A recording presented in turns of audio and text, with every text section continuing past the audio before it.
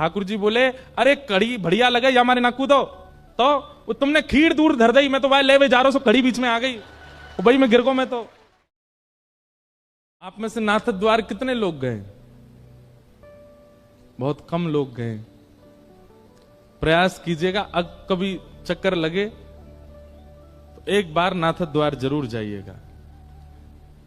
पहले गोवर्धन में ही विराजते थे श्रीनाथ जी, बाद में फिर नाथ द्वार विराज गए। और नाथ द्वार जब तक नहीं जा पा रहे हो तो तब तक अमृतसर में ही श्री गोवर्धन नाथ जी की हवेली है भीतर, वहां दर्शन करें आना। तो नाथ द्वार जब आप जाएंगे तो वहां आप दर्शन करेंगे, श्रीनाथ जी विराज रहे हैं और श्रीनाथ जी के मंदिर से नेक निकर के मंदिर प्रांगण में ही भीतर विश्व के सबसे पहले लड्डू गोपाल विराज रहे। उनको नवनीत प्रियालाल कहते हैं। क्या कहते हैं?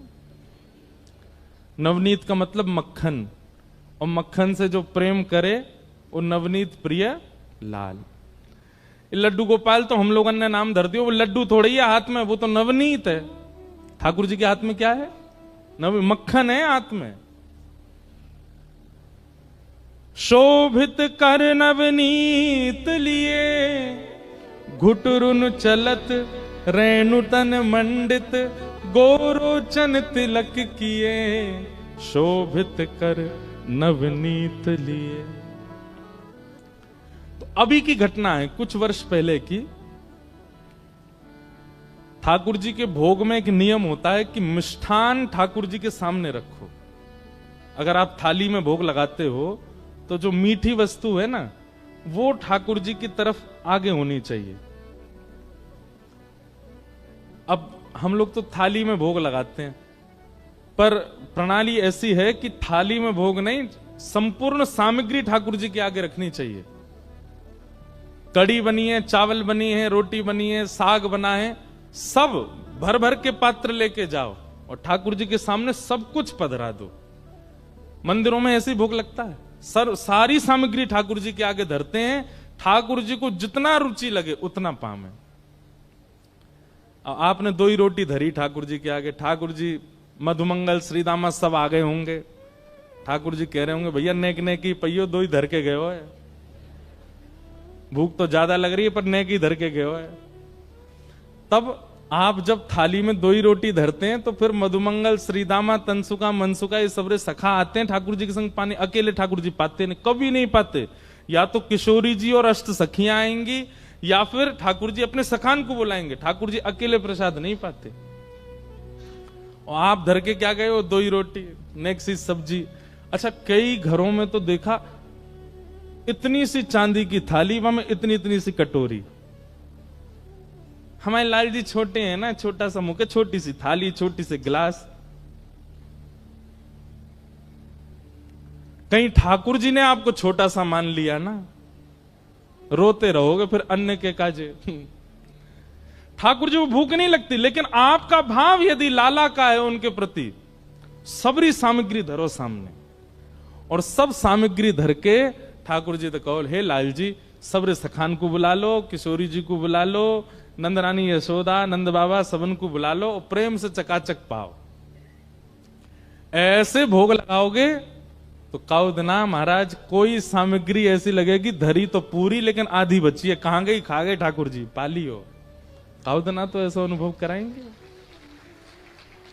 तो ठाकुर जी के सन्मुख, जहां ठाकुर जी विराज रहे उनके सन्मुख मिष्ठान, मिष्ठान के बाद नमकीन, नमकीन के बाद साग, दाल, कड़ी, चावल, रोटी, ऐसे भोग पधराना चाहिए ठाकुर जी के सन्मुख। तो नाथ द्वार में नवनीत प्रियालाल जी इतने से लड्डू गोपाल, छोटे से, तो उनके सामने भोग पधराया गया। लेकिन जल्दीबाजी में कहा कियो, मीठी सामग्री पीछे धर दई और कड़ी बिल्कुल सामने धर दई। जहां नवनीत प्रिया जी विराजते हैं सिंहासन पर, बिल्कुल सामने कड़ी धर दई। और नवनीत प्रिया जी का नियम है, बहुत आनंद वाली कथा है उनकी, वो मंदिर में भोग नहीं लगाते। छोटे से गोपाल जी हैं, अपने सिंहासन पर बैठे, सिंहासन सहित रसोई घर में जाते हैं और रसोई घर में चूल्हा के बगल में बैठ के पाते हैं। क्यों?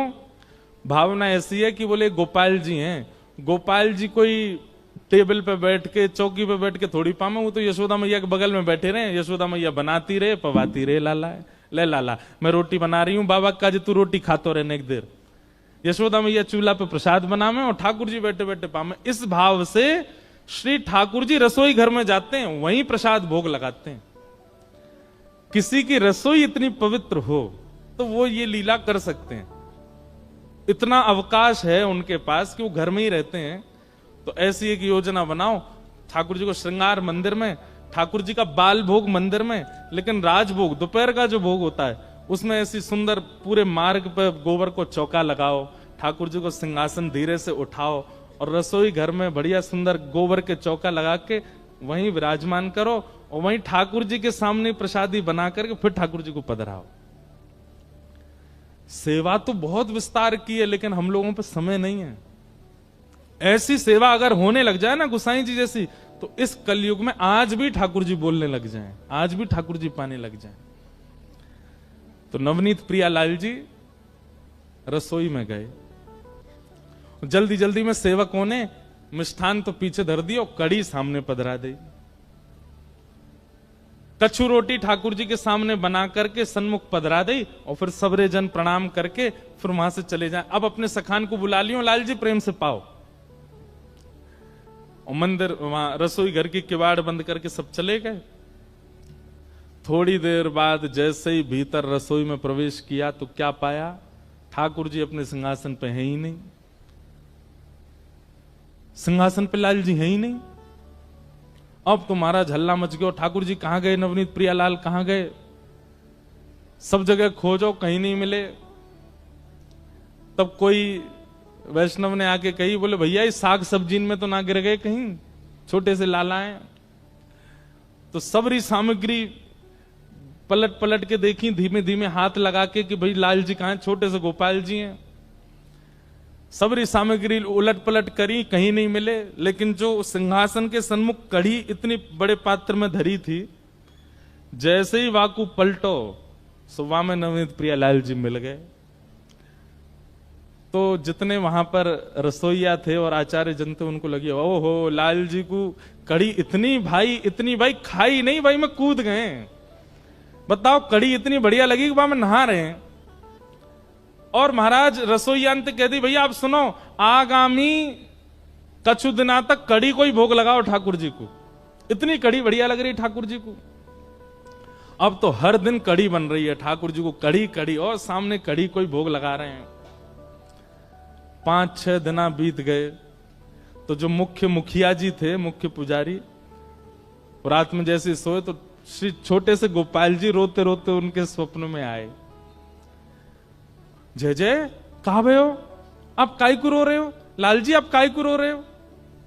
छोटे से गोपाल जी बोले 5 दिन है गए मुंह कड़ी कड़ी पवाए जा रहे हो और कुछ बनाए ना रहे।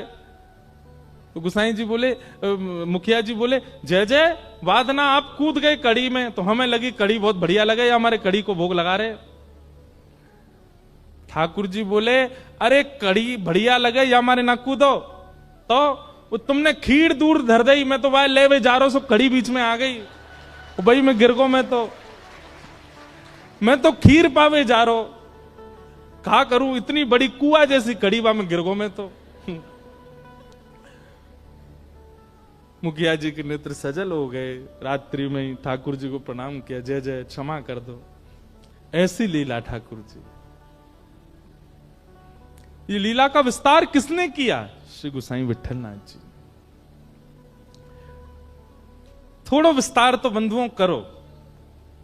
आप पति के लिए समय निकालते हैं, बच्चों के लिए समय निकालते हैं, प्रेमियों के लिए समय निकालते हैं, ठाकुर जी के लिए भी समय निकालो। नेक विस्तार तो उत्सव को, सेवा को करो, तभी ठाकुर जी अनुभव कराएंगे अपना।